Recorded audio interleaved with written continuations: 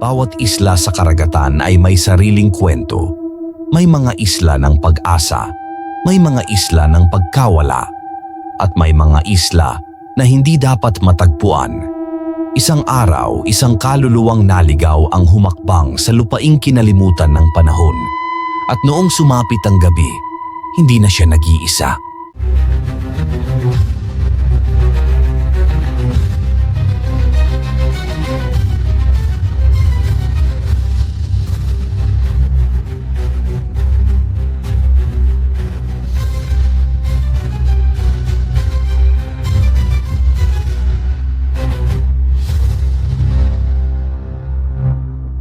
Sa kalmadong umaga habang umaalon ng marahan ng dagat, pumalaot si Danilo sa kanyang maliit na bangka. Sanay na siya sa ganitong gawain. Ilang taon na rin siyang nangingisda sa baybayin ng San Roque. Ngunit ngayong araw na ito, kakaiba ang hangin. Malamig, mabigat, at may dalang bulong ng panganib. Habang abala siya sa paghahagis ng lambat, biglang lumakas ang hangin at lumabo ang paligid sa makapal na hamog. Hindi na niya matanaw ang baybayin. Hindi niya na rin maramdaman ang direksyon ng hangin. Hindi nagtagal, isang malakas na alon ang dumagit sa kanyang bangka at siya'y natangay palayo.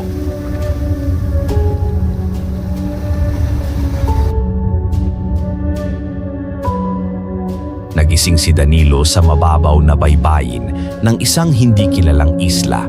Ang paligid ay nababalot ng makapal na fog na parang may sariling buhay, umiikot at umiihip sa kanyang paligid.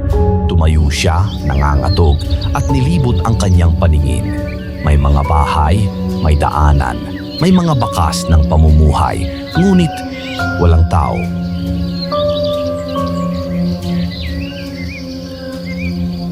Naglakad siya papasok sa nayon. Ang mga bahay ay yari sa kahoy at pawid, ngunit halatang inalagaan.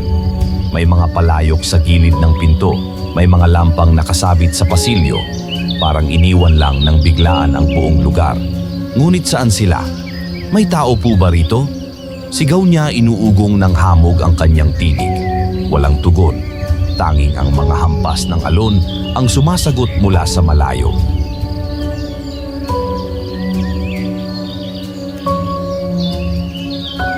Paglipas ng ilang oras, nagdesisyon si Danilo na maghanap ng pagkain. Nakakita siya ng mga niyog at ilang prutas sa gubat.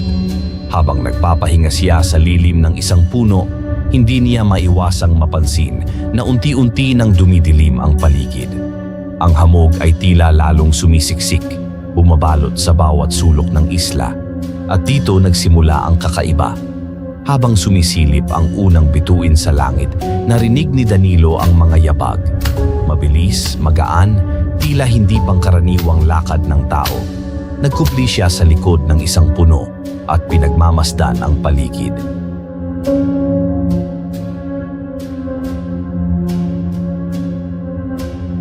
Isa-isang lumilitaw ang mga nilalang mula sa dilim.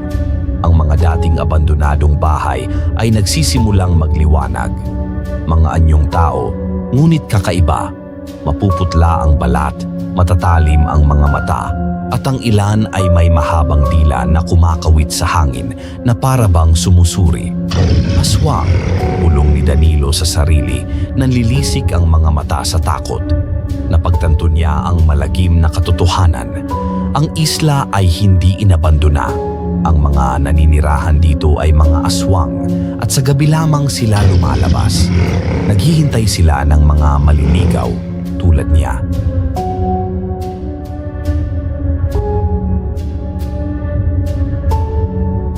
Dahan-dahan siyang umatras, ngunit nadulas siya sa basang lupa. Nilingon niya ang pinanggalingan ng ingay at nakita niyang may isa ng aswang na nakatunghay sa kanya. Nakangisi, may matutulis na ngipin at nanlilisik na mata. Mabilis siyang tumayo at tumakbo, pilit hinahanap ang kanyang bangka. Mula sa kanyang likuran, naririnig niya ang habol ng mga nilalang, ang tunog ng kanilang pagaspas sa hangin at ang mga tinig na bumubulong ng kanyang pangalan. Danilo!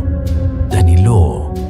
Halos sumuko na ang kanyang katawan sa pagod, ngunit nakita niya ang kanyang bangka, nakalutang sa mababaw na tubig. Hindi na siya nag-atubili, tumalon siya, binunot ang sagwan at buong lakas na nagpaalon palayo sa isla.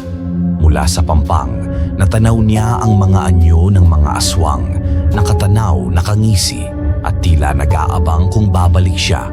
Ang mga mata nila ay tila umaabot hanggang sa karagatan, sinusundan siya ng kanilang sumpa. Habang lumalayo siya, nagsalita siya sa hangin, para sa sarili, para sa mga umaligid sa kanya. Hinding-hindi na ako babalik. At sa bawat paghampas ng kanyang sagwan sa malamig na tubig, paulit-ulit niya itong inuusal. Paulit-ulit niyang pinalalakas ang sarili sa takot.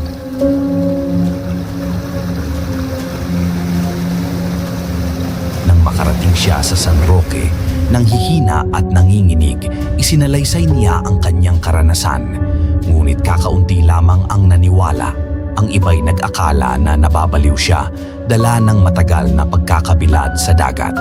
Ngunit sa gabi, tuwing humahampas ang malalakas na alon sa pampang, si Danilo ay hindi na natutulog. Nakatanaw siya sa malayo, sa hamog na minsang bumalot sa kanya at sa mga matang maaaring nagmamasid pa rin, nag-aabang, naghihintay ng bagong maliligaw.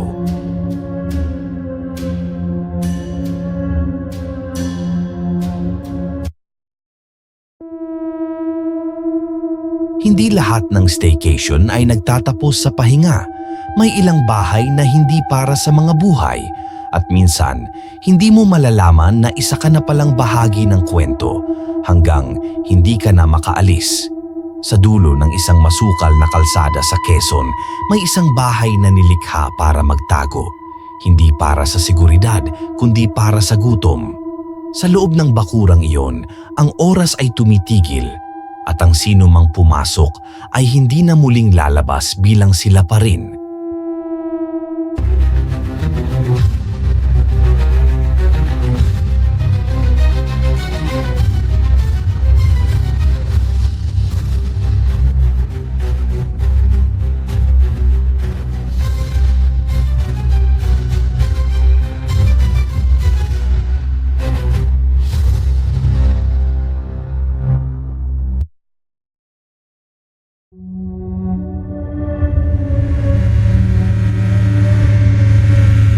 Sa isang Sabado ng umaga, bumiyahe sina Marco, Liza at ang kanilang 10 taong gulang na anak na si Inigo mula Maynila.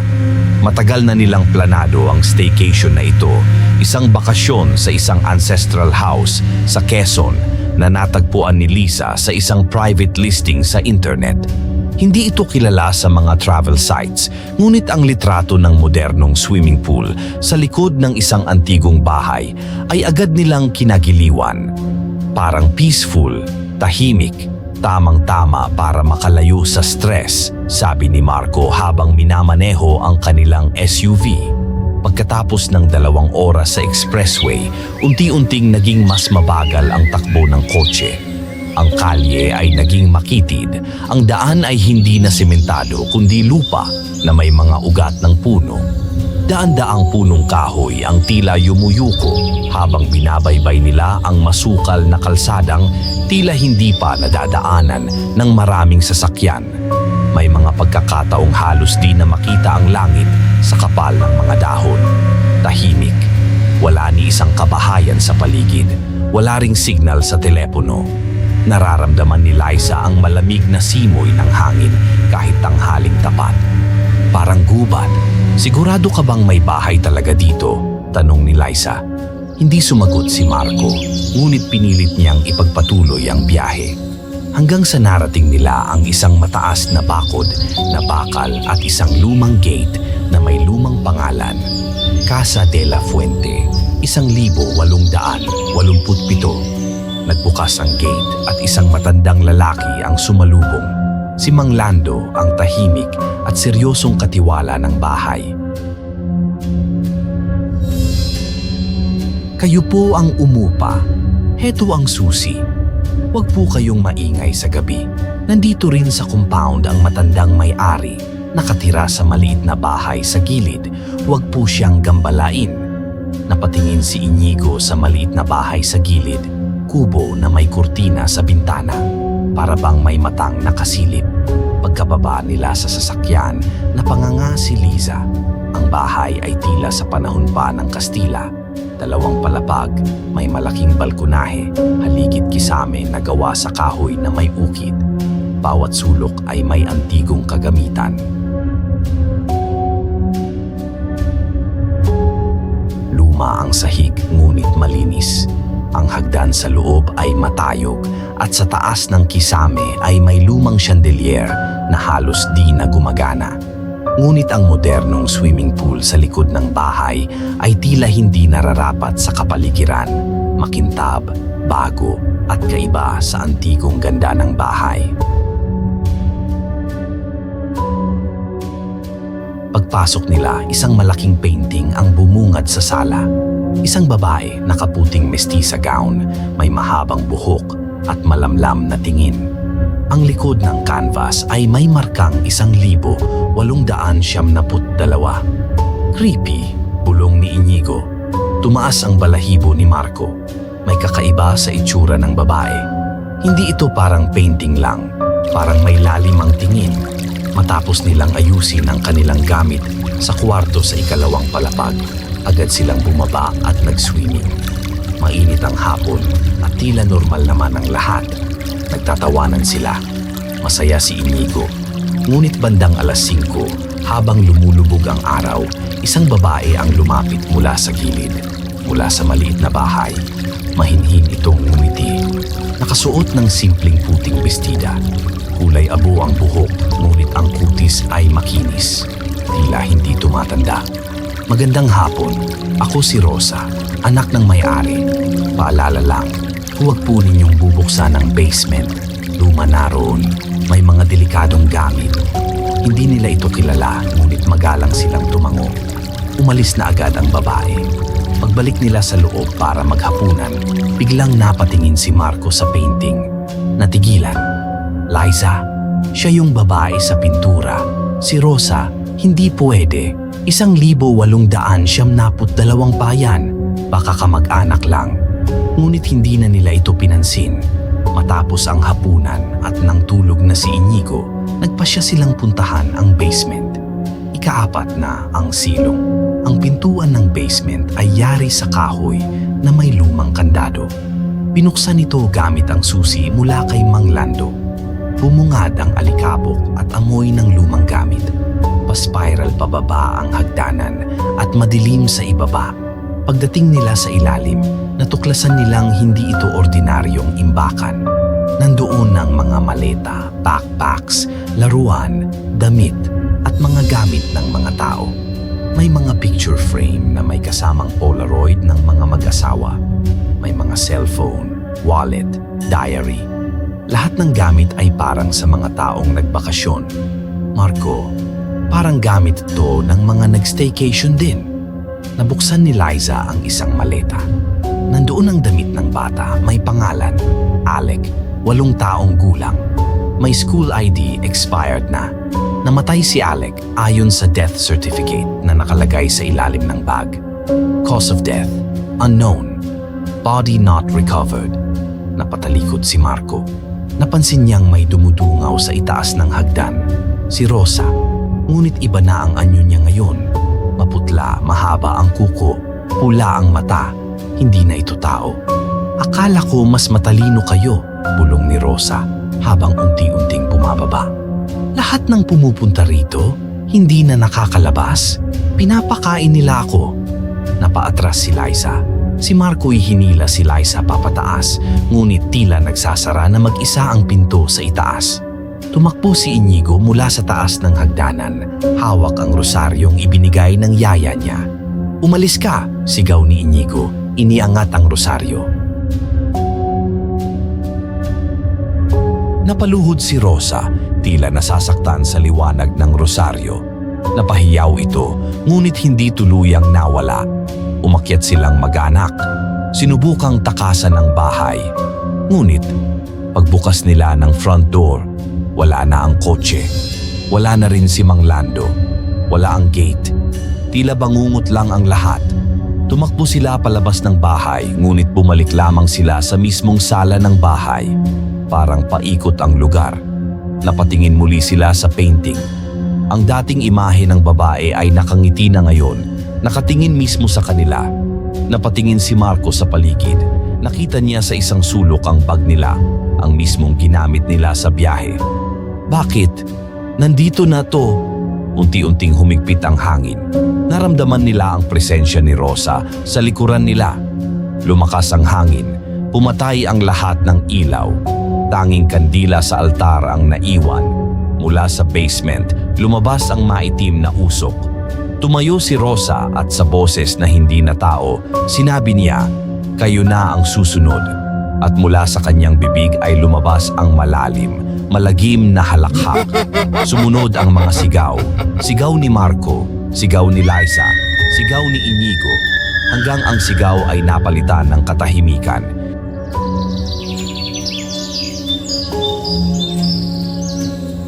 Ilang buwan ang lumipas.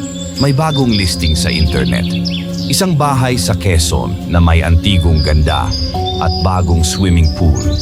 Perfect for families ang nakalagay sa caption. At sa bandang ilalim ng listing, may nakalagay, Host, Rosa D. Fuente.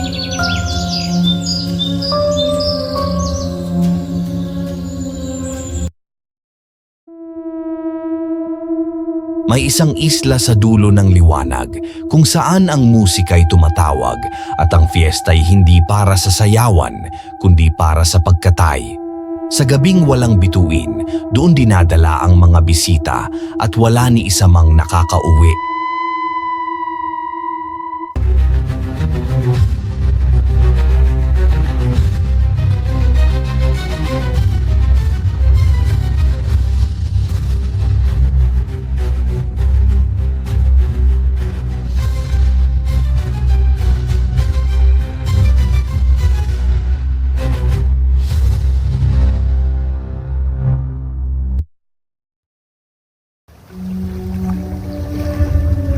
Sa isla ng Boracay, habang abala ang mga turista sa paglangoy, pag-inom at pag-party, apat na magkaibigang lalaki, Marco, Troy, Lance at Jonas, ay nagpasya na sulitin ang huling gabi ng kanilang bakasyon. 6 na taon na silang magkakaibigan mula kolehiyo at ito ang unang beses na nagkaroon sila ng sabayang bakasyon. Habang palakad-lakad sa tabing dagat bandang hapon, napansin nila ang isang lalaking nakatayo malapit sa mga bangkang demotor. Hindi ito mukhang lokal, ngunit may kakaiba sa presensya niya. Tahimik pero nangingibabaw. Lumapit ito sa kanila. Maputi ang buhok pero mukhang nasa edad 30 lang. Ang mga mata nito'y kulay abong may bahid ng pula kapag natatamaan ng sinag ng araw.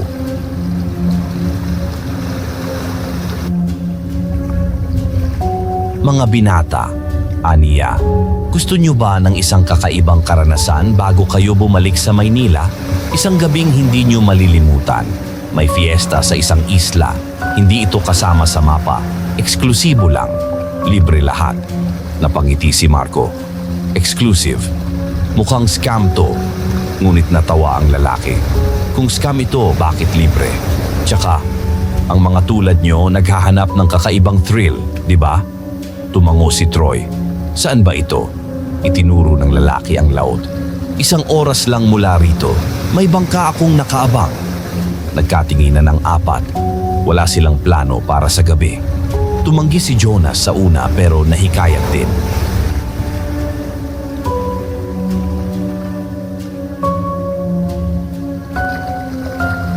Pagkalubog ng araw, sumakay sila sa bangka kasama ang lalaki at 2 pang tahimik na kasamahan nito.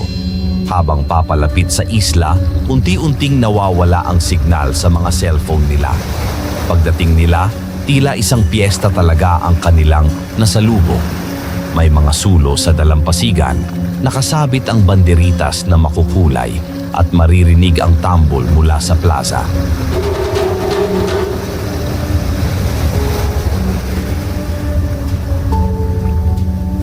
May mga taong sumasayaw sa paligid, masaya, masigla, tila't matagal nang hinihintay ang kanilang pagdating. Parang throwback sa mga fiesta sa probinsya, ani Lance habang lumalagok ng lokal na alak. Inalok sila ng pagkain, litson, inihaw, putahing hindi nila makilala pero napakasarap. Ang mga tao'y may kakaibang aura, magiliw, palangiti, at tila sobrang tuwa sa presensya nila. Itinuro sila sa gitna ng plaza kung saan may mahabang mesa na may 5 upuan sa unahan. 4 para sa kanila at isa sa gitna para sa pinuno ng isla, isang matandang babae na nakabarot saya at may gintong palamuti sa buhok.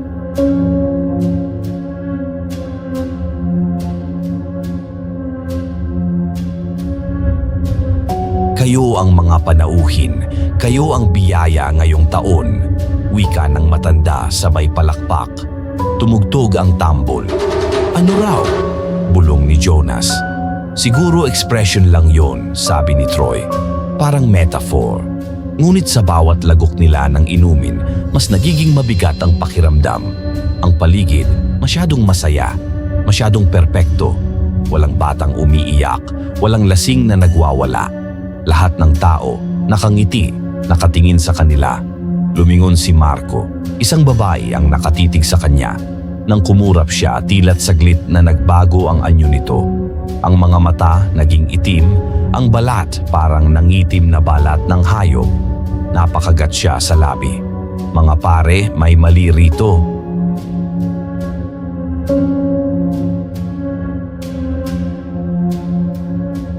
Nang nagsimulang lumubog ang araw, nag-iba ang timpla ng hangin. Ang saya ay unti-unting napalitan ng katahimikan. Huminto ang tugtugin. Ang mga tao ay dahan-dahang naglakad palayo, nakatingin pa rin sa kanila. Bakit parang wala ng ilaw? Tanong ni Lance. Asan na yung mga banda? Walang sumagot. Pagdating ng dusk, ang pinakadelikadong bahagi ng dapit hapon, may malakas na huni ng tambol. Bagal, malalim, parang tibok ng puso.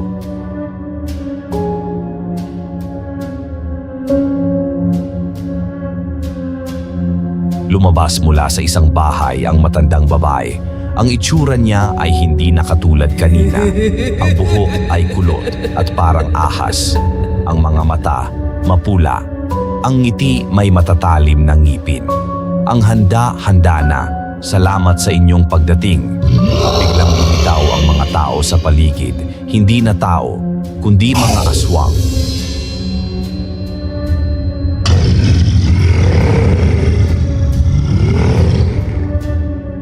Tumayo ang 4 at tumakbo sa iba't ibang direksyon. Si Lance ay nagtangkang tumalon sa bangka, ngunit paglapit niya sa dalampasigan, ito ay wala na. Sinunog.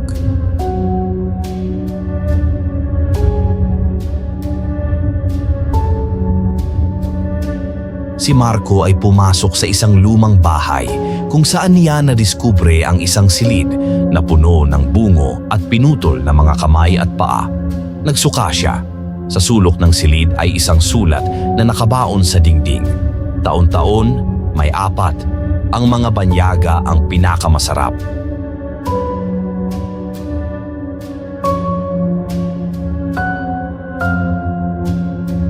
Si Jonas ay nahuli agad. Hinablot ng isang babaeng may pakpak, nilipad sa ere at itinapon pabalik sa lupa. Basag ang mga buto.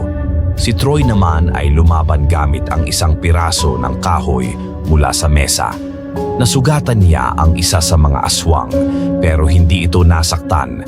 Sa halip, tumawa ito at sinabing, "Masarap kapag lumalaban."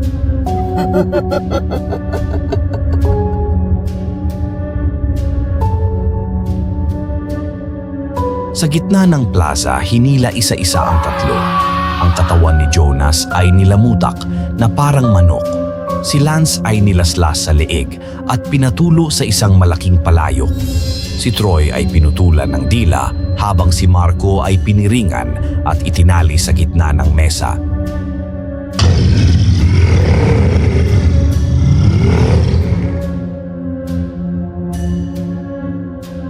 Sa ilalim ng buwan, muling tumugtog ang tambol. Mas mabilis, mas masigla. Ang mga aswang ay nagtipon sa paligid ng mahabang mesa. Ang apat na bisita ay inilatag na parang litson. Ang kanilang mga katawan ay pinatungan ng dahon ng saging, may prutas sa gilid at may katas ng kalamansi sa balat. Ang matandang babae ay umupo sa gitna, humigop ng sabaw at tumingin sa mga nilalang sa paligid. Salamat sa ating handog. Ang fiesta ng Isla Delos ay muli na namang matagumpay. Nagpalakpakan ang mga aswang, sabay-sabay na humalakhak, tunog ng patay ng mga ligaw na kaluluwa ng gutom.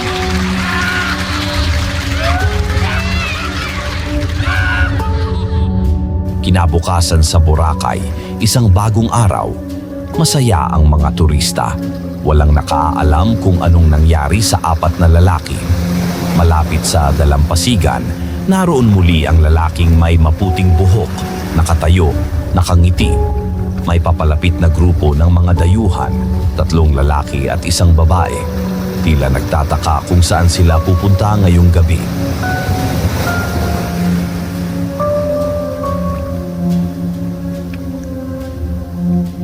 Lumapit siya at nagsalita, may parehong mapanlinlang ng ngiti.